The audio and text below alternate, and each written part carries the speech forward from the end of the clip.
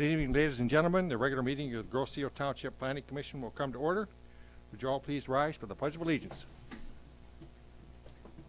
I pledge allegiance to the flag of the United States of America and to the republic for which it stands, one nation, under God, indivisible, with liberty and justice for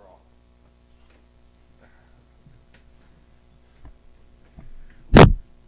First item to take a look at is the agenda. Anybody have any issues with the agenda? If not, I'd entertain a motion, please, to accept the agenda as presented. To accept the agenda as submitted. Motion from Eric, support from Jay. Call a question. All in favor? Aye. Public comment? Is there any? Yes. Please come on up. It's an opportunity to speak to the commission about anything not on our agenda. Not on the agenda. Okay, well, come on up and give us your name and your address, and we'd like to hear what you have to say, sir.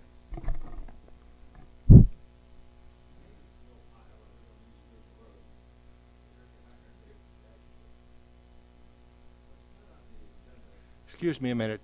Brian, is that microphone turned on up there? I don't think it is. Let's help out Mr. Heil. All set. Let's try that. I'm sorry, I didn't know that button was right in front of my face. This is... Quite all right. Now I got to overcome some embarrassment. Just give me a minute. I'm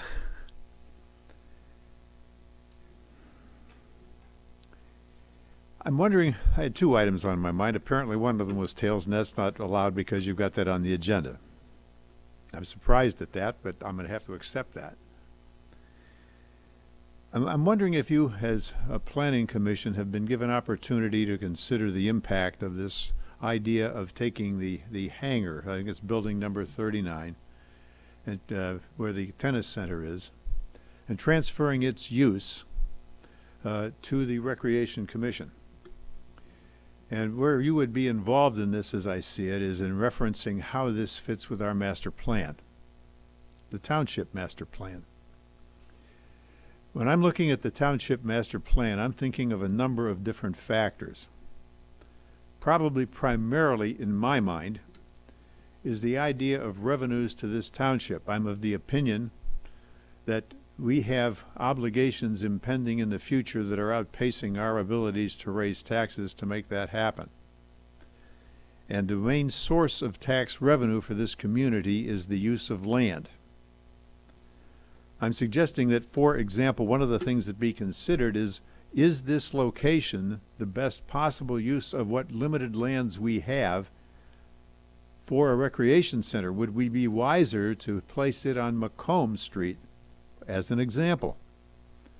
If that's near a place where additional thought could be given to senior housing, there's several advantages that accrue. The seniors could walk to the community center, use it, more likely patronize a bus ride to somewhere, or a meal or a party that is thrown, and it would be a revenue generator, but also something that they would like. The location would need additional planning beyond that, but you try to get a synergy of use. There has to be some comparison of cost benefits. The cost of this renovation to this building can be quite substantial. I don't know exactly what it is, but it's gone a long time without significant repair. So what are we paying to make it more usable? And when it is usable, what is the intended revenue from that use? Has that been reviewed? Do we know what we're buying into, so to speak? Are we getting a return on our investment for the cost of the repairs? I'm of the opinion that in this situation, I would rather see I'm not questioning the need for a recreation facility, but in that location, I think the location would be better used for the township in terms of bringing revenue to it if it was somehow found to be a facility useful to what an airport provides. It makes more sense to me to investigate that.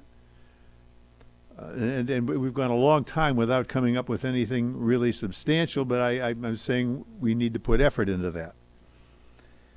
An alternate use for the hangar might be possible.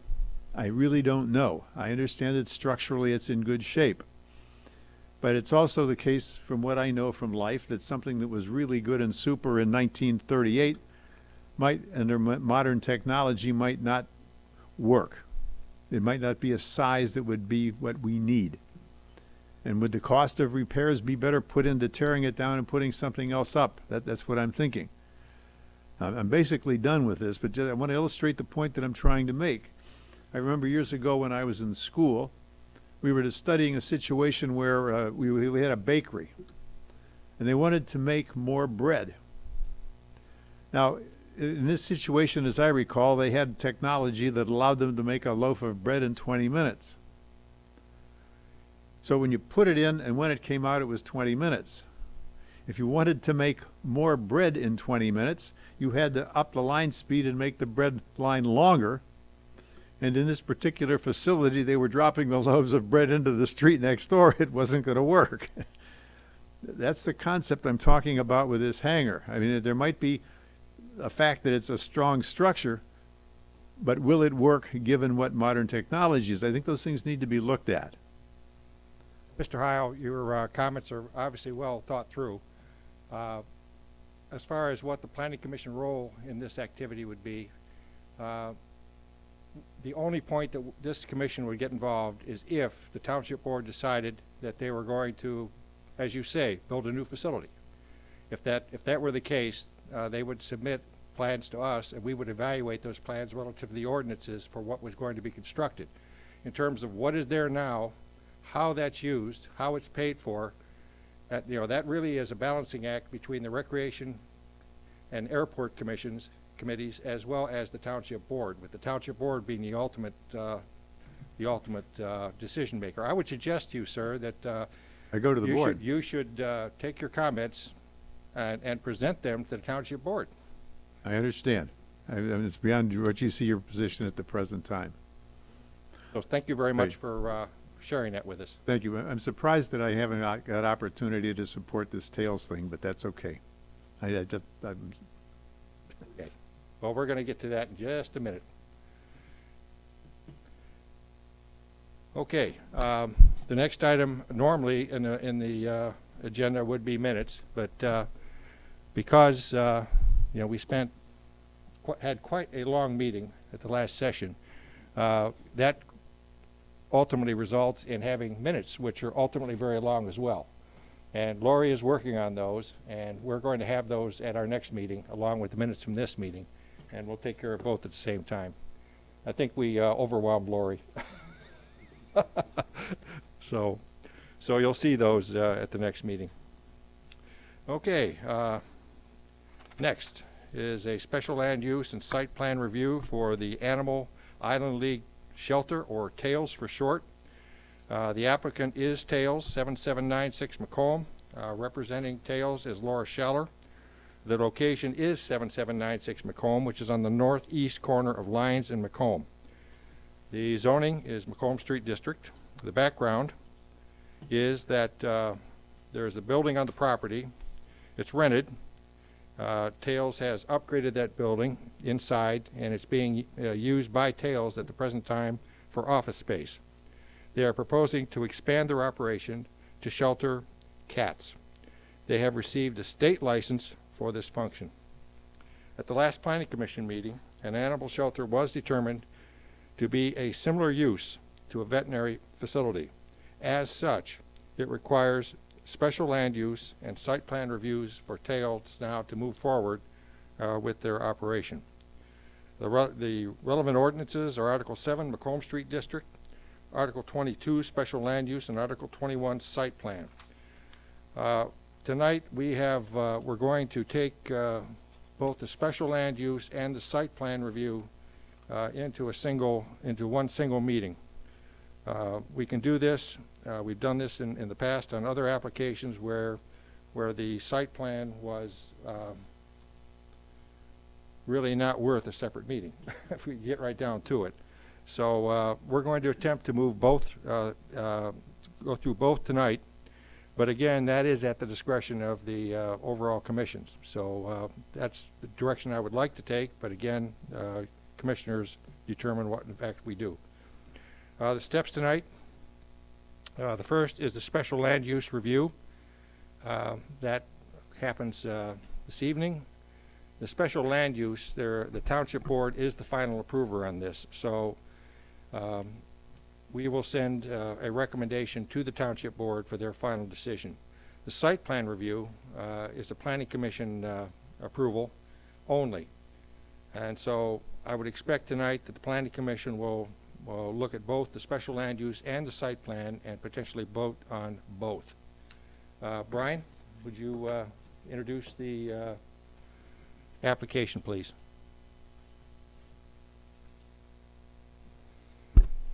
Thank you, Mr. Chair.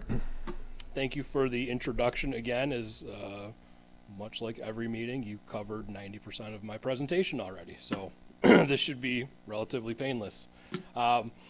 So again, I apologize for the redundancy, but John does such a thorough job that that's just what we have to deal with. So the request before you tonight is a special land use and site plan review for an animal shelter at the subject site 7796 Macomb Street. This is an aerial photo of the site. We saw this again last meeting. It's now March, it was actually January. The zoning of the site and the adjacent surrounding properties is MSD, and as John noted, we're dealing with multiple sections of the ordinance. We've got the Macomb Street District, we've got the special land use provisions, and we've got the site plan review regulations. Procedurally, Planning Commission does have to conduct a public hearing on the special land use, and as John noted, you'll be making a recommendation on that item to the Township Board. They have the final say. The site plan is a Planning Commission function, and the ordinance grants you the ability to consider and act on that at this time, or it allows you to defer action on that if either A, you feel more information is needed, or B, you want to wait until after the board has acted upon the special land use itself. So, but again, we've done it both ways, and it works itself out every time. So those are options that are on the table for tonight. So just digging a little bit deeper into the action from the last meeting. So as you'll recall, Hales put forth a request for a use determination because animal shelters are not specifically listed elsewhere in the ordinance. You conducted the full review in accordance with section 19.5 at the January meeting and did come to a conclusion that an animal shelter was compatible with and similar to the veterinary uses currently allowed with special use approval in the Macomb Street District. That decision also included some conditions by which animal shelters will be, the review will be judged, and information that has to be provided by an applicant to obtain said approval. There are 5 conditions. One is that they maintain an affiliation with a licensed veterinarian. 2 is that the activities are confined to within the principal building. 3 is a prohibition on outdoor pet enclosure and runs. 4 is building soundproofing to mitigate noise generation when adjacent to residential. And lastly, that they obtain a license from the state of Michigan. With respect to the special land use, section 22.3 provides the review standards upon which you are to evaluate the request and put forth your recommendation. And again, as noted, for any new special land use, section 21.2 does require site plan review by the Planning Commission. I think everybody has a copy of my full review letter. The summary up front in that letter is as follows. So generally speaking, we believe that the special land use standards of 22.3 are met.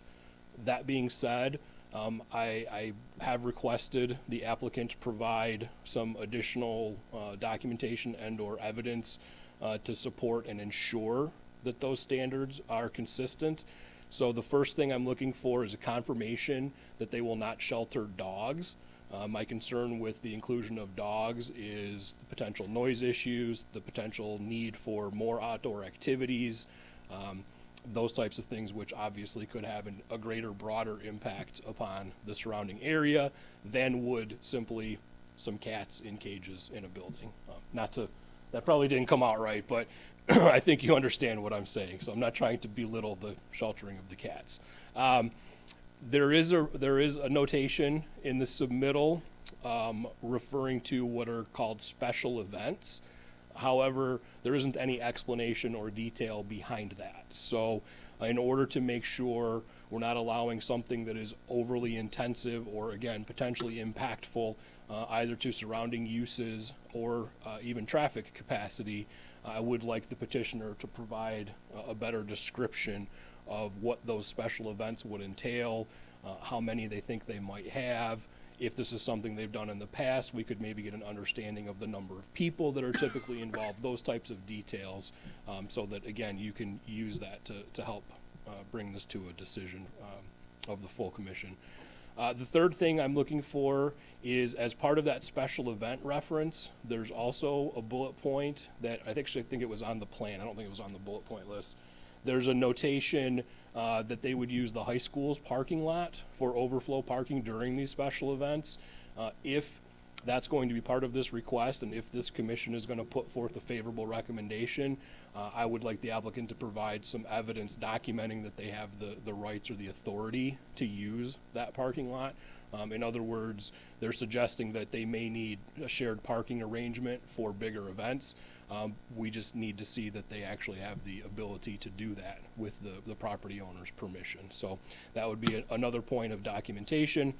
And then lastly is related to another one of the bullet points on the list that the applicant provided, and that has to do with the staffing and the hours of operation that are listed. So at startup, they indicate that it's going to be twice a week with one staff person for a very limited window. I think it was 1 to 4, if I'm not mistaken. It was like 3 or 4 hours for 2 days a week.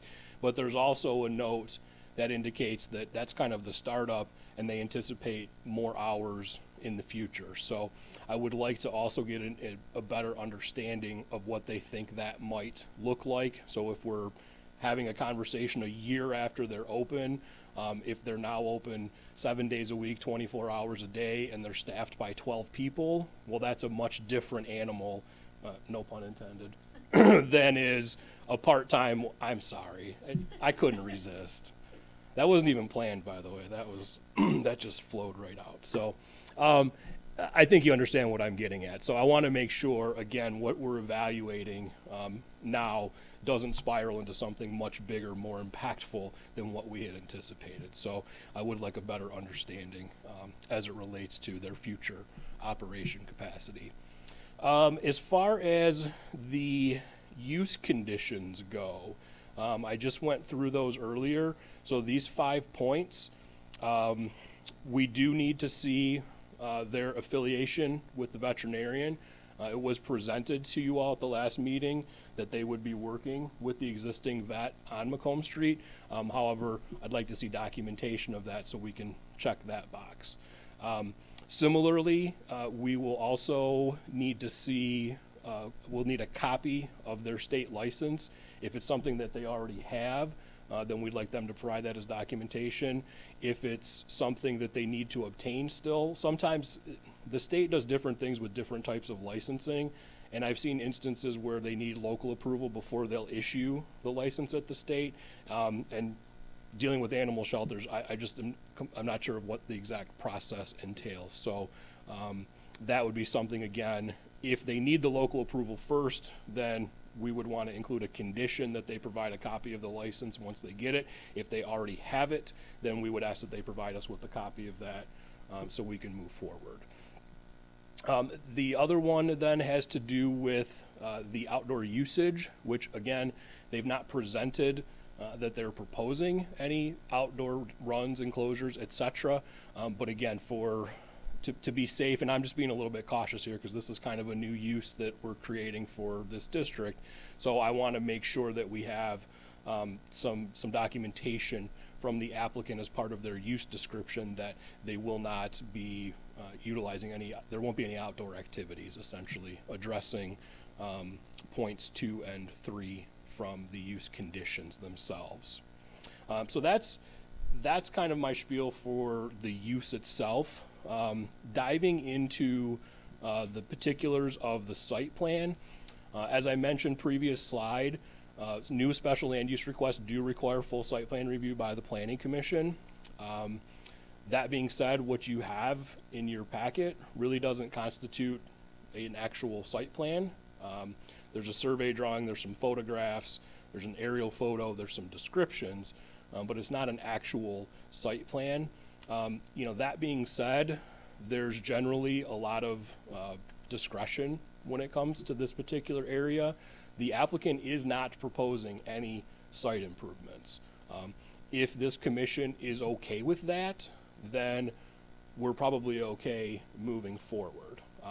That being said, I wouldn't be doing my job if I didn't at least present to you the idea for discussion of some potential site improvements. So anytime we get a redevelopment request or a new special land use on a previously developed site, it does give us an opportunity to require improvements to certain site deficiencies. The two things that jumped out at me about this site are noted in my letter.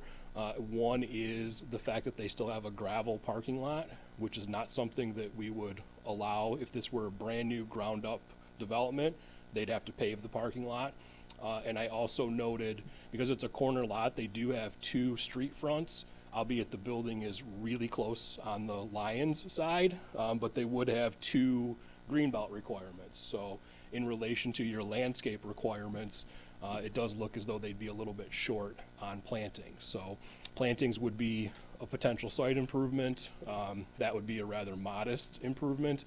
Paving of the parking lot would be obviously a much more substantial site improvement. But this is an opportunity, and like I said, I'm not trying to be mean or the bad guy here or anything, but it's just part of my job. I have to bring these things up, at least for discussion, but then ultimately you all get to decide whether to require it or not. I should add to that, and I think John sort of mentioned this at the outset, but to tie this discussion together, they are renting, they are not the property owner. So any requirement that might come down for some site improvements would ultimately have to be discussed with the property owner, the landlord as well, because obviously if they're not open to it, then that puts the petitioner in a tough position. If we saddle them with requirements that the landlord isn't willing to meet, then we kind of come to a bit of an impasse there. So if there are some things that you'd like to see, I think tonight is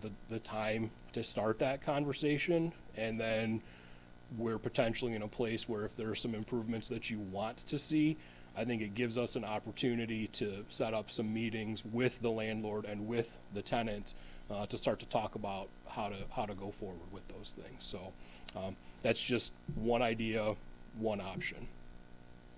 My last couple points are pretty simple ones, but again, I'm just looking to make sure that we're covering all our bases here. There is not a dedicated dumpster on site, so given the nature of the use, with the cats and understanding there's going to be the kitty litter change out, there's going to be waste removal. I just want to have an understanding of what their refuse containment and removal will look like. Is this just going to be trash cans with curb pickup, or do they need something like an actual dumpster and enclosure on this site? I want to have the conversation because I just think we need to, again, cover our bases on that one. And then lastly, ties back partly to the parking lot with it being gravel, as I mentioned. I don't really have a good feel for how many parking spaces they may actually have there.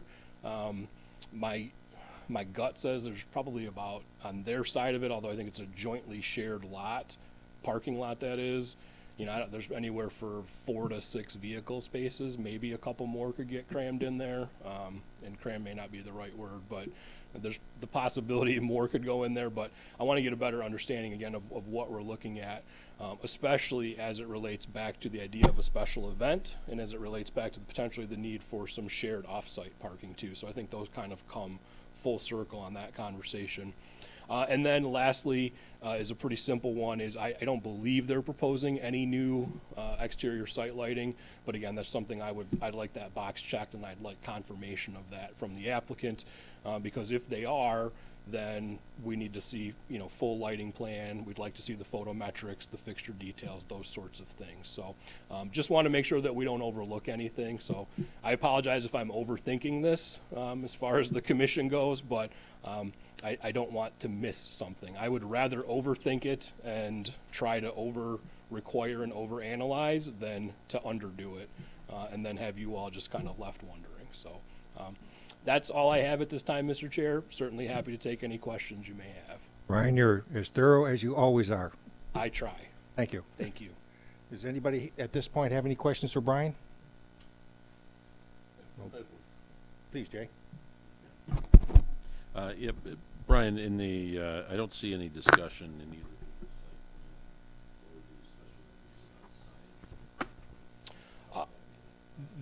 They actually, okay, so this is a little bit of background that maybe I didn't cover well enough last time. So Tails was granted occupancy for their office operation at this site. So they have been running the office. They're just not sheltering any animals.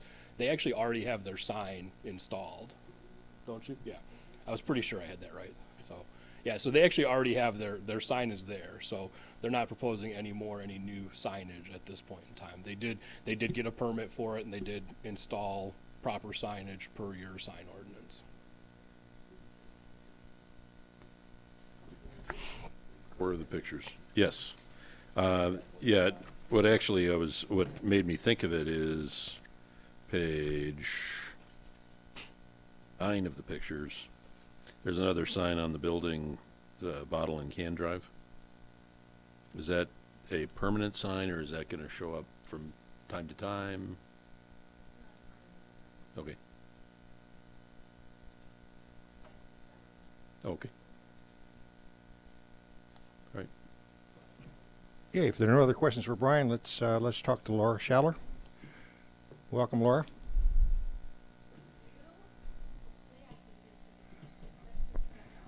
Okay.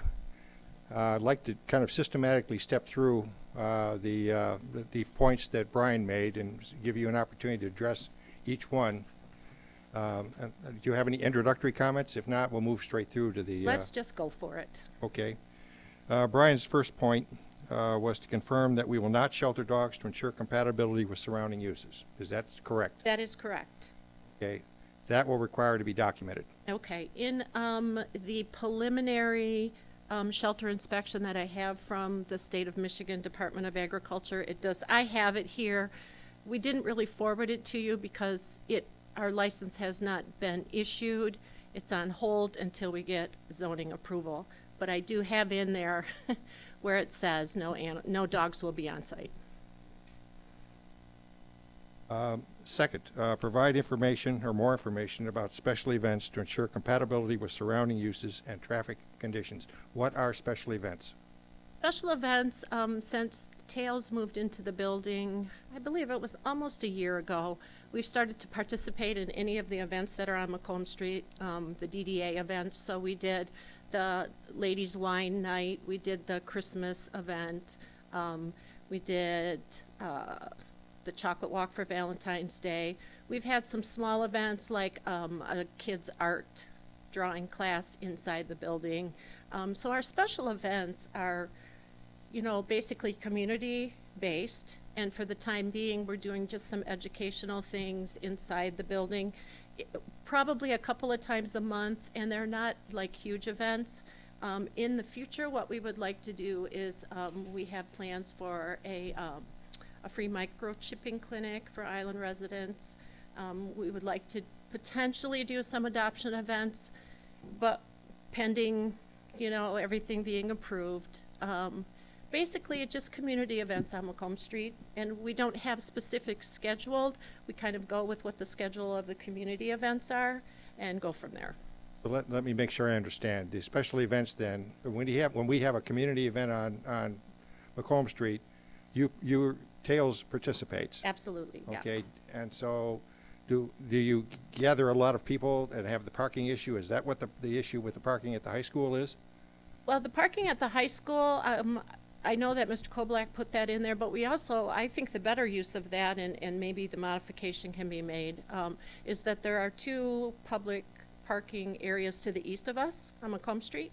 Those are more of the ones that I could see us potentially using, and in fact, when we did one of the events, that's where most of our people walked down from. So it's hard to say specifically how many people will be coming to our events. I mean, we're limited to space inside the building and how many people we can invite in. But when we have a Macomb Street event, you know, they're going to be parking all over Macomb Street because they're walking up and down the whole street. So we have never really seen more than about 8 cars parked in our parking lot. Eight is the maximum you've seen. Okay, is it fair at this point to say you're not going to submit anything relative to the high school? Drop that issue and simply go? I think we can drop that issue. I believe that we have parking availability with those public lots on Macomb Street. Okay, so the intent is, and again, this is something that needs to be put in writing, that you do Yes. participate in community events on Macomb Street. You will use the spaces in your lot, a maximum of 8 cars, and you will use the community, which is community spaces, which are obviously available to anybody and everybody. Right, Okay, that needs to be documented. absolutely. Okay, moving on. Provide an indication of the anticipated hours per day of operation now and in the future. So at this point, we're using the building for our office and all of our administrative work. So, you know, our fundraising, our, you know, Facebook management, our email responses, our mailings, our donations are mailed to us, you know, basically administrative work. And we're there on Tuesdays and Thursdays from 1 until 4. When we move forward with the sheltering of animals, the shelter will be open 5 days a week with the limited hours, no more than 2 hours a day. 2 to 3 hours. I potentially see us again being open from 1 to 4, Monday through Friday, 2 hours on Saturday for open shelter visitors. But it's still going to be limited hours, and then the animals will be cared for also by volunteers at different points. But when the animals are there and they're being cared for, it should be a maximum of 2 to 3 cars at that time. 2 to 3 cars implies 2 to 3 people, correct? Yes. Okay. Again, that's another thing that has to be specifically written down Okay. for the future. You know, Okay. Yeah. It's where we are now is not as important as where we're going to be, right. where you're right. going to be a year from now or whatever. And honestly, I wish I could give you definitive numbers, but it is difficult because if we have 3 cats, one volunteer can go in and take care of 3 cats, and then they can leave. You know, we don't need, you know, 4 or 5 people there. So, you know, and it will be potentially when the shelter is not open that someone may be in taking care of them. So it's hard to give definitive answers on that. I think with your answer is just fine. You know, Okay. when you're open, it's for the public and it's for Right. the purposes of animal adoption. Correct. You have other off-hour periods where the animals are obviously being taken care of. Correct. Fed and Yeah. watered and whatever. And I think you need to basically state that. Okay. Okay. Because obviously you're going to be taking care of them also on Sunday. Yes. Again, write that down specifically how that's going to work. Okay. And I think that area is covered. Okay. Documentation of the veterinary affiliation. Okay. We can get that for you. We need to have a document that states who Okay. and what the relationship is, very, very, very clearly. And it will be on the license issued by the state. Okay, well then that gets to the next point. You said the state license will not be issued until Zoning is approved. zoning is approved. Okay, but you've run the gauntlet and. Yeah, I have a copy of it if, you And know. it is approved. I would suggest if you have not submitted that piece of paper. Yes. Get that piece of paper to Brian. Yes. Okay, because that will become documentation for Yes. when this moves forward. Okay. Okay, we request the applicant address the use conditions related to outdoor usage as part of their use description. And you've said basically there is no outside use, period. There's no outside use with animals, no. I mean, when we have our events, we put our popcorn machine out, we put our pop-up tent, we put our chairs. I mean, that's our outside use. but not with animals. Okay? I would suggest, please, that when you write a sentence or two specifically about that. Okay. Because outdoor use needs to be defined. Okay, moving forward. Okay, this is more a question for the Planning Commission about, and we'll talk about this later, about the degree to which we require a site plan. So let's move to the next point here.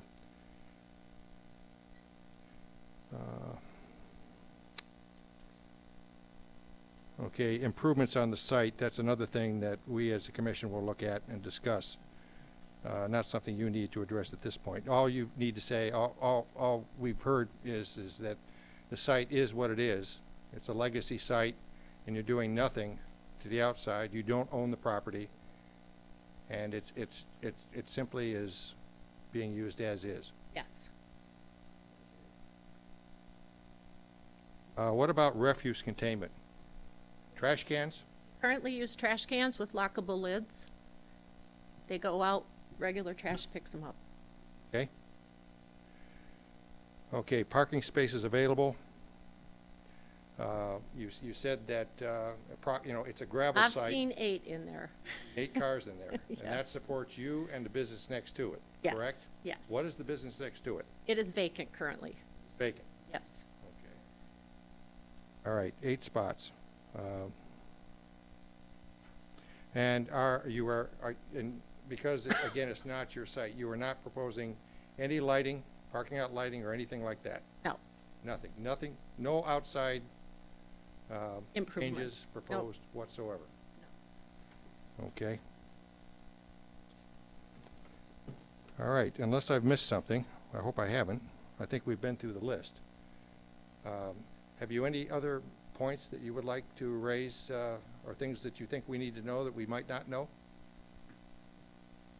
I don't think so, other than how strongly we feel about being a part of the community on Macomb Street, how dedicated Tales is to the community. We've been around for a very long time, have a very good reputation with the community on being helpful and supportive of events and community-based, and hopefully we're moving forward. Well, okay, Laura, we're going to, why don't you take a seat for a minute or two, and then we're going to have the public hearing. All right. And after the public hearing, we're going to come back to the table and have questions. Okay, so at this point, I'll formally open the public hearing. Is there anyone who would like to comment on this application?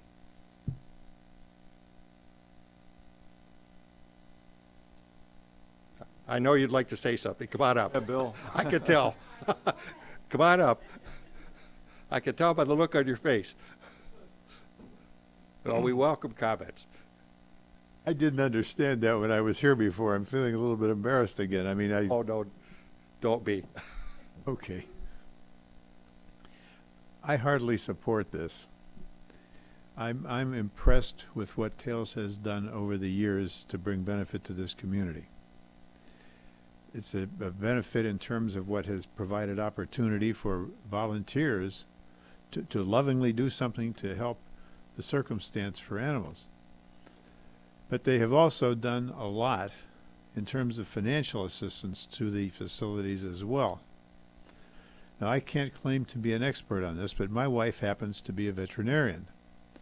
And at one time, she was affiliated with, as my memory serves me, simultaneously 6 different Tales organizations. It didn't include Grosse Ile, but they were adopting a lot of animals. She was taking care of their health. They were being placed into homes. I would vicariously experience what was going on with those people and what they were doing. And the accomplishments of this organization on Grosse Ile are phenomenal when compared to those other organizations.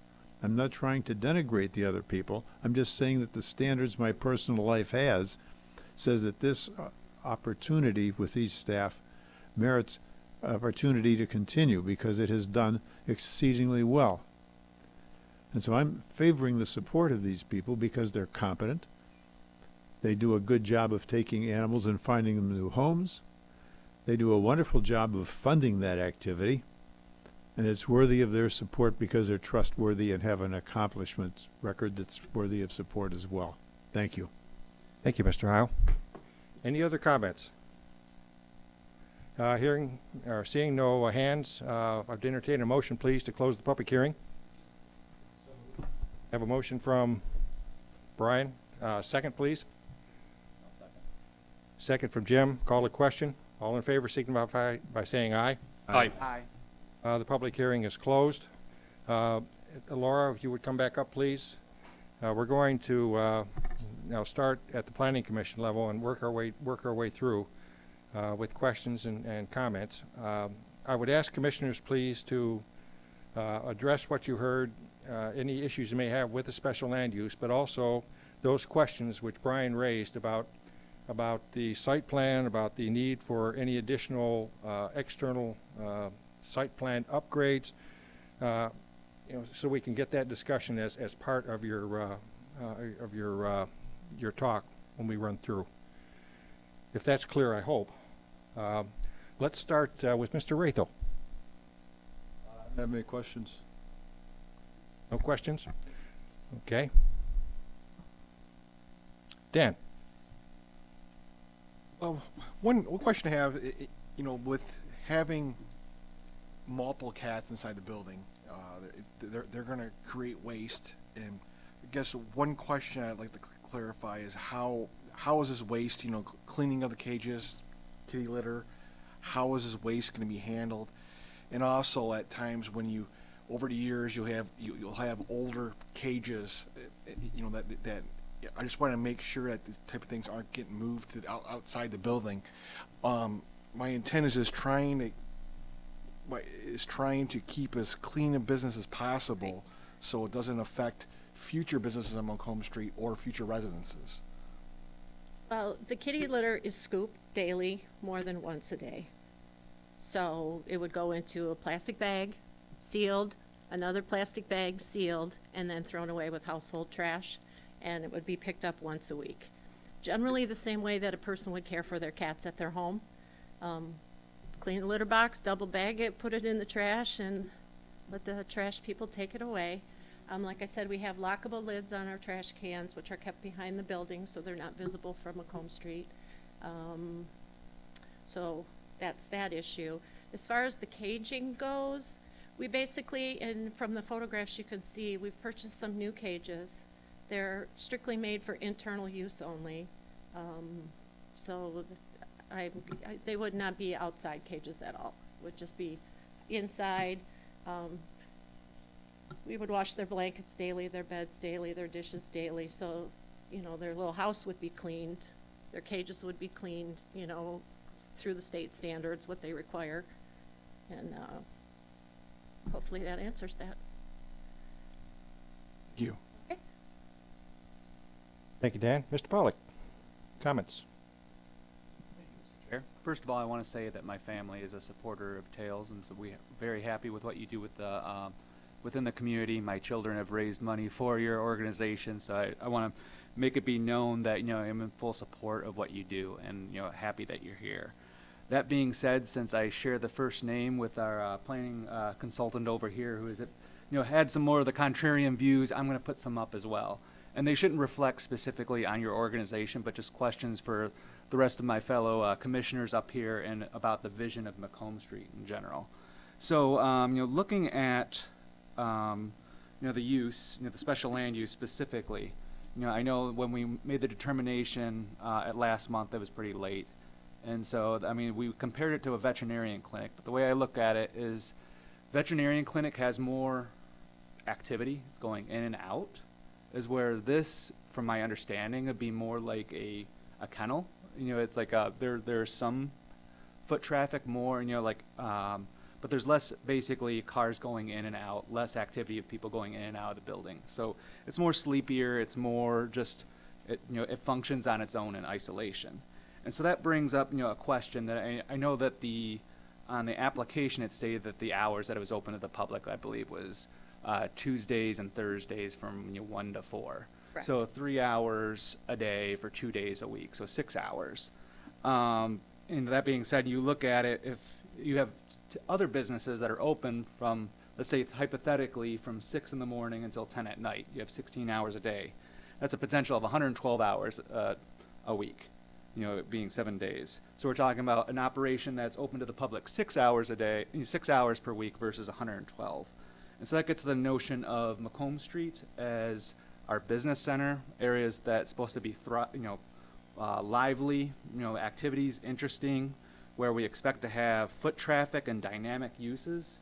And that's just a little concerning to me if the hours are just what they were stated on that. And I know that you mentioned that you have plans to move forward and have extended hours, which I don't know what my other commissioners feel. I think that's actually a benefit because, again, I want to see more foot traffic. I want to see more of that spin-off of development because we have businesses on Macomb Street that are struggling, and we have a lot of vacant land use, and we've approved buildings that have they're still in the construction process. They actually haven't opened up to the public at all, or we've approved land uses where it's only open for special events, and so you don't have a lot of dynamic foot traffic.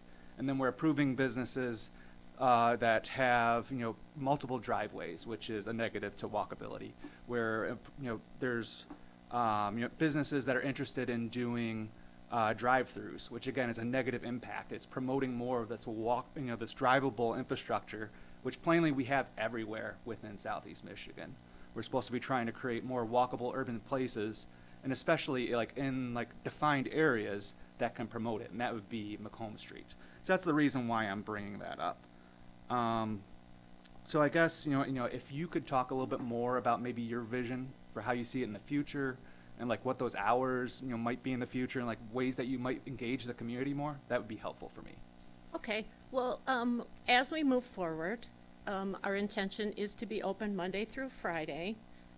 We are a volunteer-based organization. I currently am the only paid part-time employee in the process of getting everything up and running. They needed somebody to come in there and do the dirty work, and it was me. So in the future, I see the shelter being open at least 2 to 3 hours a day, Monday through Friday, some hours on Saturday for adoptions, special events, and then Sundays, the shelter animals would be taken care of by, let's say, one volunteer who dedicates themselves to Sunday to go in. So I foresee in the future that the shelter will be open every day. I will tell you that in the short time that we have had the open hours, we went from nobody coming in to every day on Tuesday and Thursday. I have at least 2 or 3 people who do stop in just to see what it's all about, just to say hello, just to drop off a donation. They're driving down Macomb Street, they see the Tails sign, they stop and come in. So I've been very pleased with how it's changed, because those first couple of days were pretty lonely in there by myself doing paperwork. That's not who I am. So I have seen things really, really starting to transform with us now that people know what our intention are, know where we went, because, there is a history here, and Tails was a very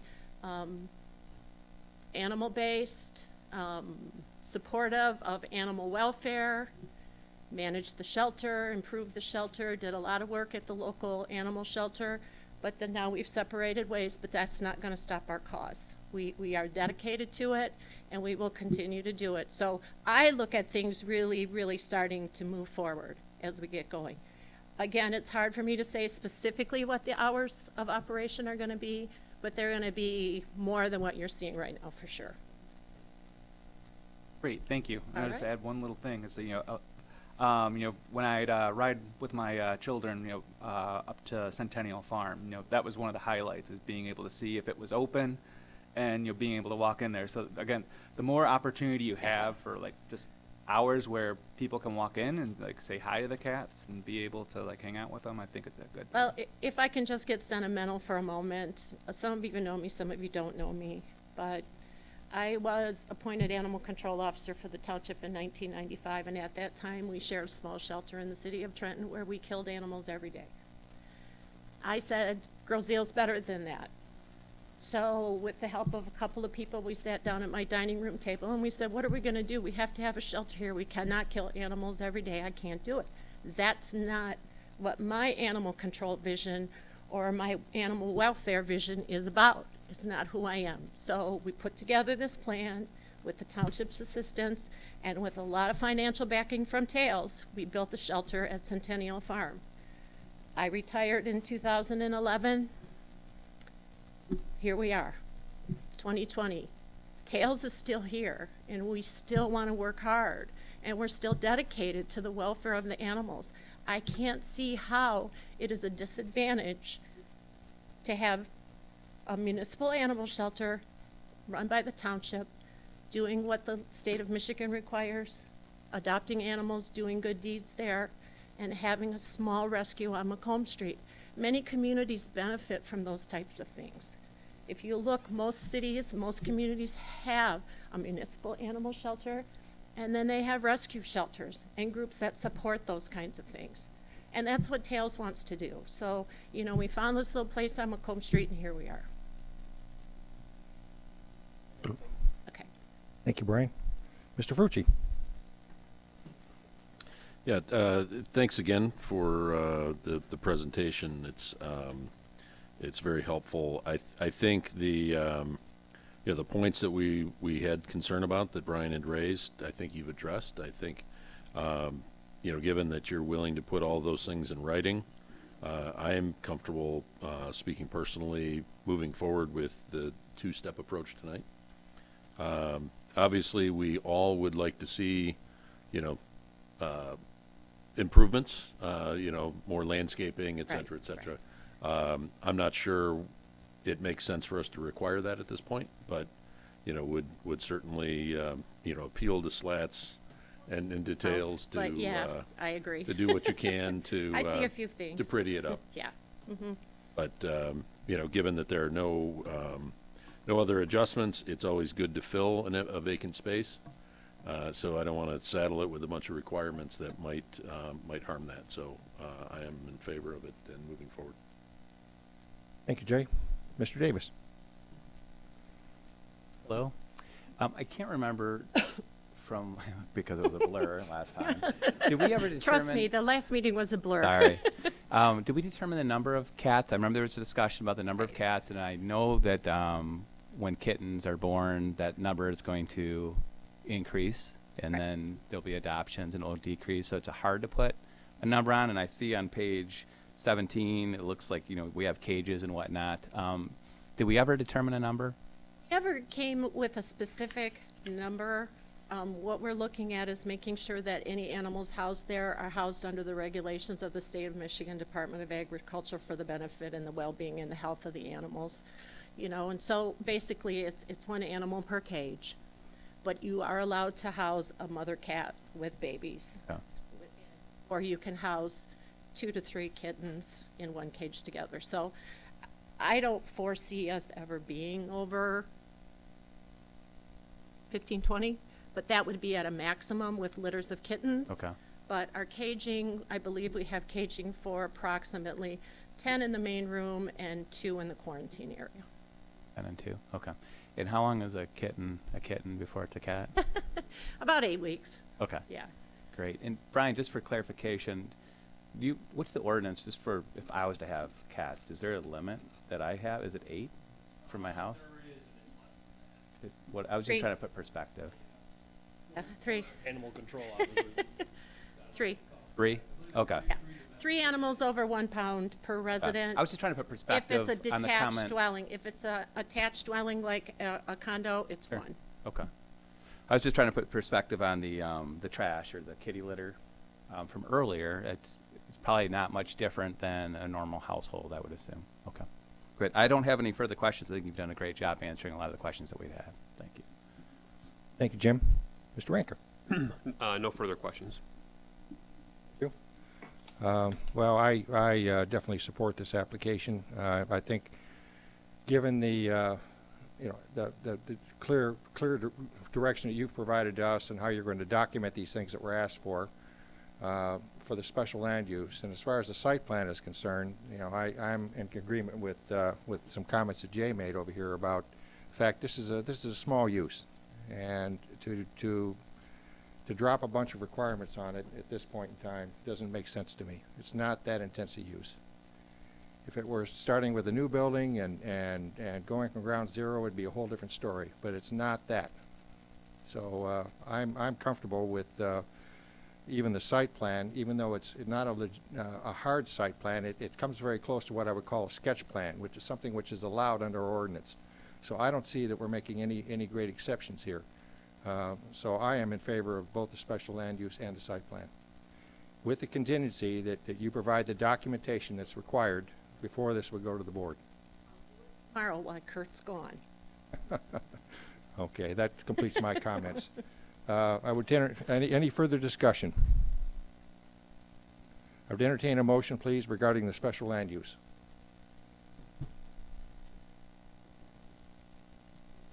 I would move that we approve the special land use application with the, would this be the appropriate time for the, to list off the documentation? Brian, why don't you list off the contingencies, please? Sure thing. That way we're clear. Confirmation that they will not shelter dogs. Add detail to the use description regarding special events. We're not using the high school. Add the expanded operation days, hours to the use description.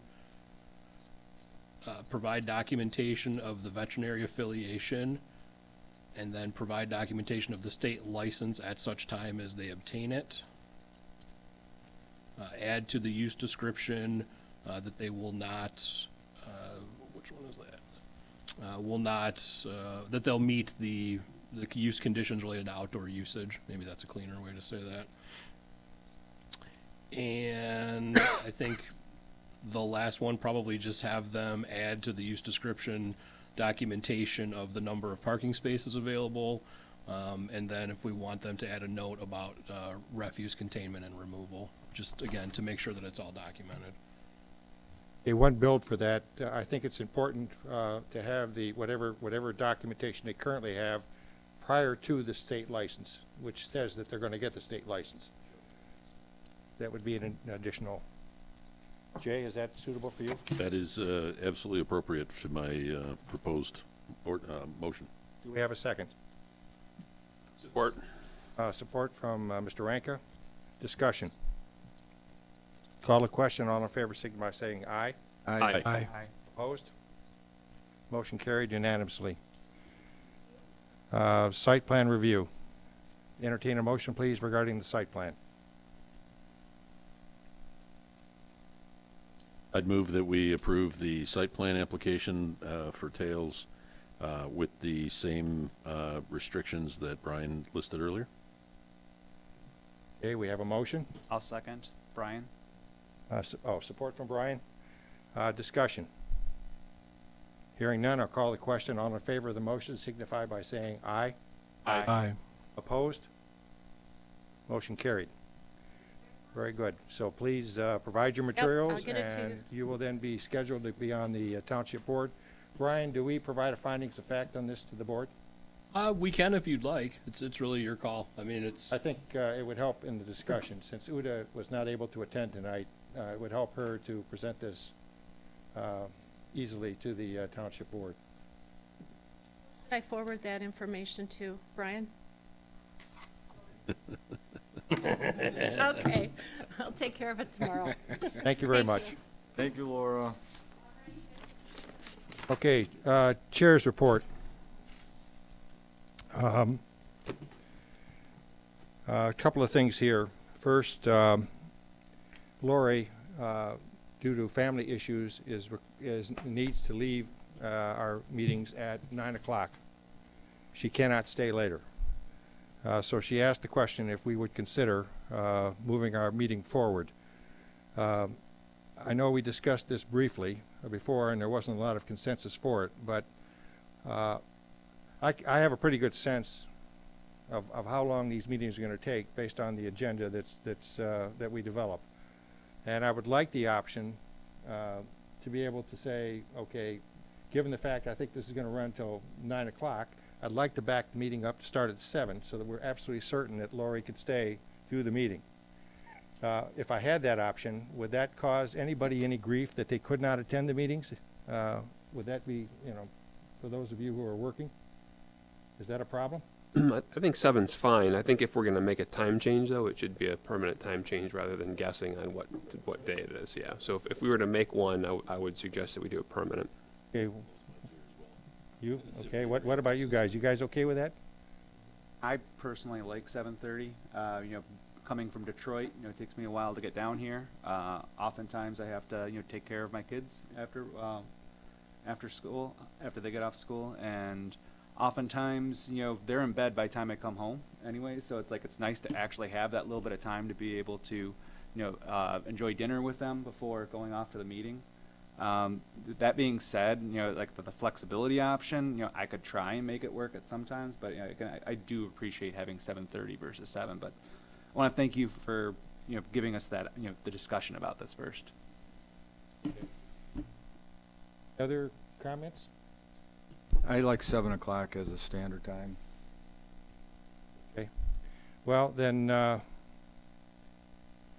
like this to be a formal motion, please, regarding a meeting change time.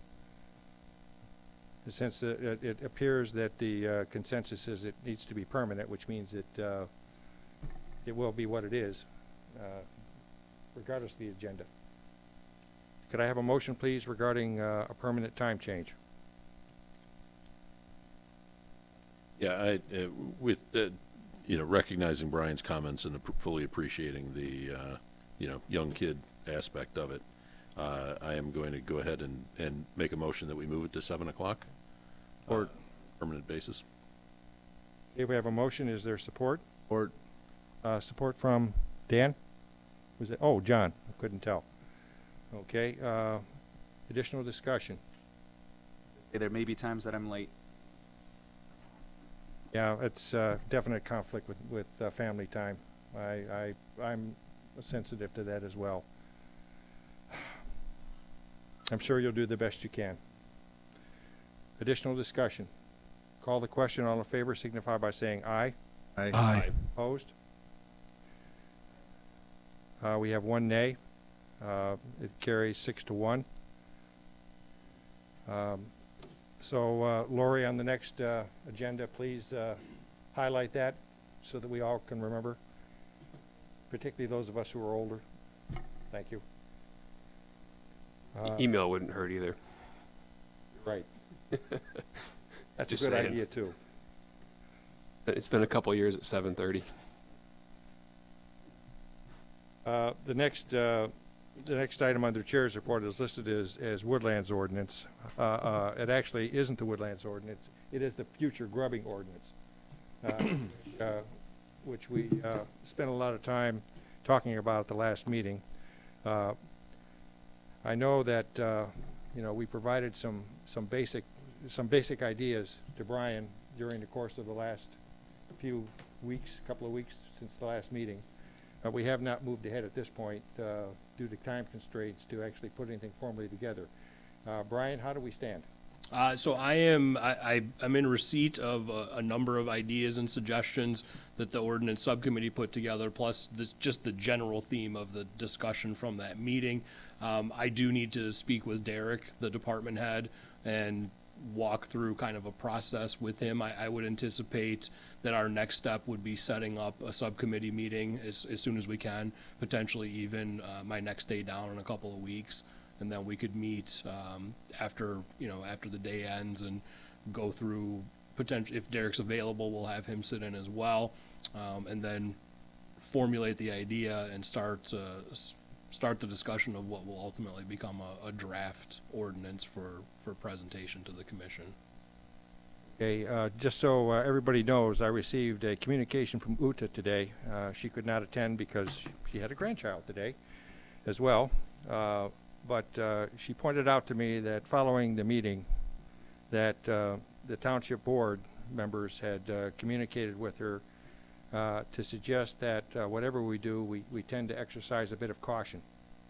She was not specific as to what that caution entailed, but it was also pointed out that our township attorney, Mr. Lasordi, was going to give you a call, Brian, to speak about it.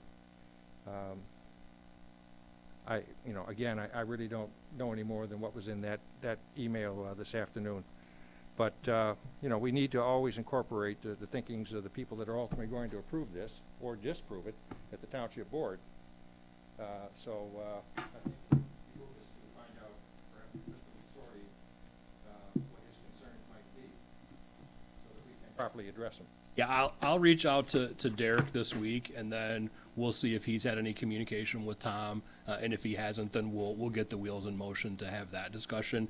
And just to speculate, my guess is the cautionary tale is something that we have discussed a little bit, and that is to the tune of your woodlands ordinance has worked really well for a really long time, and to the fact it's actually been upheld in litigation. So I think that the idea there is we don't want to mess too much with that woodlands ordinance, but I think the idea, the way to work with that and not detract from or alter the woodlands ordinance was to come up with this idea of a grubbing ordinance, if you will. So it would be kind of a separate standalone, as you referenced at the outset, Mr. Chair. So that's my guess. Now, I don't know, but that's the conversations I've had with Derek and with Dale to this point.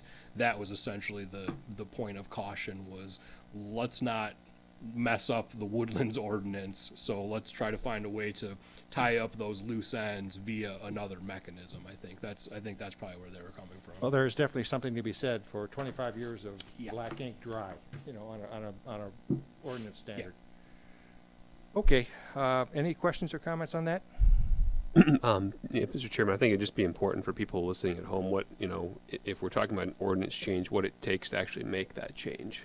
Right, so we'll suggest the ordinance change, we'll have public hearings on the ordinance change, we would approve the ordinance change, but it would not take effect until sometime after the township board were to approve it.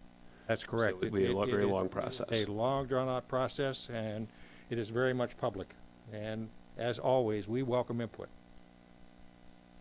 Great point, Eric. Thank you. Additional comments? On that note, then, I would entertain... Chair? Yes. I do have two comments, if you may. Please. Thank you.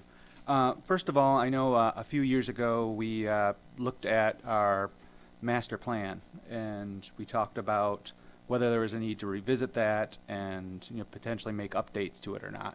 At the time, we decided to go against that at the time being, but I'd implore us to potentially look at that again. Things continue to change within Michigan. Things continue to change within Detroit area, especially in the downriver area. There's a lot of new things happening, and I think that, again, we should be more visionary rather than reactionary to what's been going on within our community.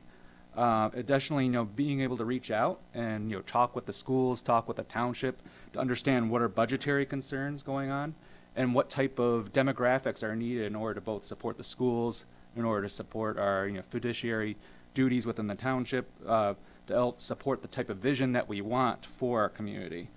Do more coordination with the Downtown Development Authority, especially that they are currently going through and doing economic development and looking at different guidelines and such for reimagining the Macomb Street district. So I would definitely want us to potentially look at that again if possible. I'm not asking for a motion or anything tonight, but I encourage folks to look at that. The second item I wanted to talk about was that I am trying to put together a meeting of all commission chairs. So for folks that don't know, I do chair the Bicycle Pedestrian Advisory Commission on Groseal. And so what I've noticed over the years is that we tend to operate in vacuums. And, some people don't, I'll be the first to say that I don't know everybody on every other commission. And it'd be good to, to meet them, to be able to talk to them, understand what their roles are, as well as what their goals are, some of the challenges that they're having, and trying to figure out ways to work together, or at the very least, not get in each other's way. So, that meeting will be scheduled hopefully sometime in March or early April, but I just wanted to make everyone be aware of that. Thank you. Very good. Brian, refresh my memory. When we worked on the master plan the last time, one of the key things was we waited until we had the census data, because that was a key element. And is my memory correct on that? Yeah, your plan is based on 2000 census data. So I mean, the timing of it, there's a few different things at play, and it's a conversation. I'm glad it was brought up. I've had the same conversation with Derek because it was/is budget time for the departments, and I did mention to him, since he's a relatively new department head at this stage, that it may not be an immediate need, but it is something that he's going to want to have in the back of his mind. And I think we had a good conversation about it between he and Dale and I. So I think there's an understanding that pushing it out the farthest at the next 5-year review, I think that plan will be 21 or 22 years old at that stage. So I really think it's going to need it, and I think it's certainly a good discussion as to whether or not we need to open up certain sections of that before we even get to that next 5-year review period. I think the Macomb Street plan is something that needs to be reinvestigated. And I do think if the idea is to really get a good handle on changes in demographics, then we probably want to wait until after 2020 census data is actually available. So it's going to be looking roughly a year from when it starts, maybe a little sooner, but and I think basically it starts this month, next month. So it would be sometime next spring we would probably have access to much more current data than what's in your current plan. Mr. Chair, Yes, sir. I want to thank Brian for bringing that up. That is a huge issue, and it's been one that's been nagging on me since I've been back, because I was part of the overlay in 2000, the last time we did this, and there's been opportunities maybe that have come up that created some potential issues for developers, or maybe for us and how we handle things, and some thoughts about the changes in our society, and certainly on Grosse Ile here. So I think that we need to do this. This has been talked about here recently at almost every office in the township, and a number of board members, to start looking at how do we do this to better position ourselves to serve Grosse Ile. Do we wait a year? I think that there's some things that we need to be talking about now. When I look back at 2000 when we did this, we had research showing, and I think, Brian, correct me, I think we even did a map of the potential development build out on Grosse Ile.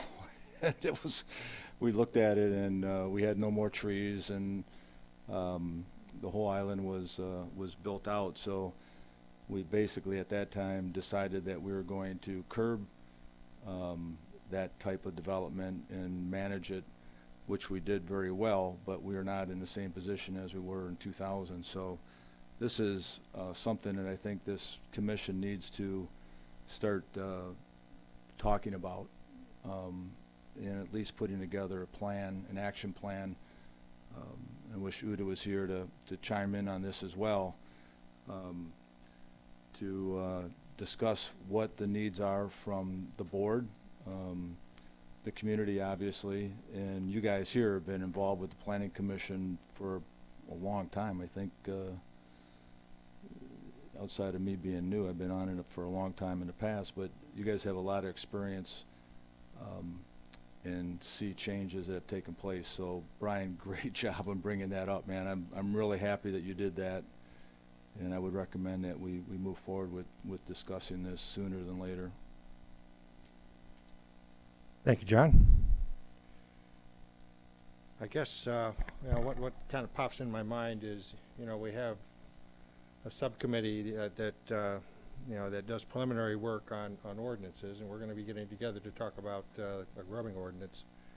Perhaps we should begin some preliminary discussions for what potential areas we could then bring forward to the Planning Commission to potentially consider, and some rough ideas of timing. Brian, we would need your help in trying to structure out something, some thoughts that we can present to the commission for them to digest and make decisions upon. But of course, like John said, it's not done in a vacuum. That's a function where we need Uta's input, because a master plan is expensive, Well, yeah, in order to amend it, it essentially takes an action of the board to determine that an amendment is needed. So, yeah, I mean, there's a difference between talking about some studies and some areas we want to address either by research or by ordinance change versus actually amending your master plan. Amending your master plan is a very formal process, and we have to hit every step along the way, and ultimately that will start with essentially a recommendation of the commission and then an action by the board, and that will then kickstart that process. So I can't speak for anyone else, but I don't think we're there right now. I wouldn't expect that, this is something we're gonna have the authorization to start amending the master plan next month. That doesn't mean that we can't start some conversations and start to put some ideas out there and be forward thinking in terms of when are we going to need to do that? Is it this time next year as opposed to 3 years from now? Is it sooner than that?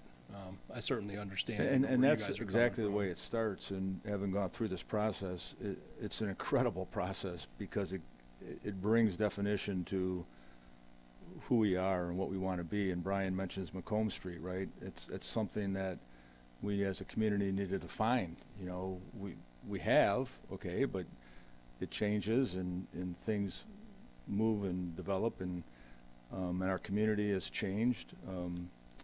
I'm sure the census is going to maybe say that Grosse Ile has gotten a little older, and residential requirements have changed.